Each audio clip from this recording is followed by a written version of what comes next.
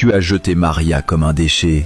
Mais les déchets, ça finit à la poubelle. Un mari arrogant a abandonné sa femme, avec 5 enfants, dans une plantation de café à l'abandon, sèche, désertée, oubliée. Pourtant, la force de cette femme, même le diable ne l'a jamais vue. Le soleil brûlait la terre rouge, la poussière recouvrait tout. Maria se tenait là, au milieu de ce silence mort. Ses mains étaient pleines de callosité, son visage portait les entailles des années. Elle avait 5 enfants, pieds nus, tremblants de faim. Son mari, le colonel Sapido, était l'homme le plus riche et le plus cruel de cette région. Il sentait le vin et le parfum bon marché, et il la regardait avec mépris, comme on regarde un vieux chiffon. « Ramasse tes affaires et dégage !» hurla-t-il en jetant ses vêtements dans la boue. Maria retint ses larmes, serra le plus petit contre elle. « Où veux-tu que j'aille avec eux?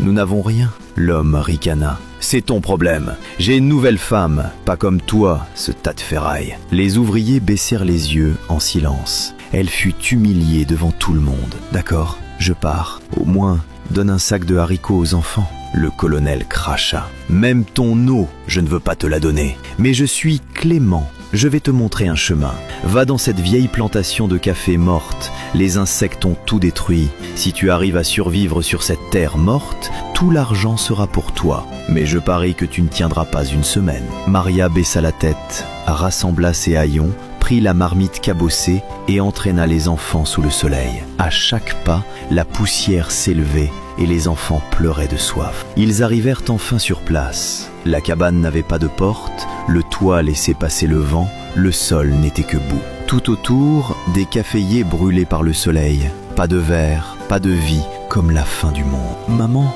on va vivre ici? J'ai peur. » Maria avala ses larmes et serra son foulard. « Oui, mon enfant, je le jure devant Dieu, je vais arracher notre survie à cette terre sèche. Sinon, je ne m'appelle pas Maria. » La nuit tomba. Le vent hurlait à travers les trous de la cabane. Pendant ce temps, le colonel Sapido dormait sous des draps de soie en souriant de satisfaction. Il ne savait pas que, le lendemain matin, Maria allait creuser sur cette terre morte et trouver quelque chose d'enfoui, quelque chose qui changerait leur destin à jamais. Tu veux savoir ce qu'elle a découvert? Laisse un commentaire. Partie 2.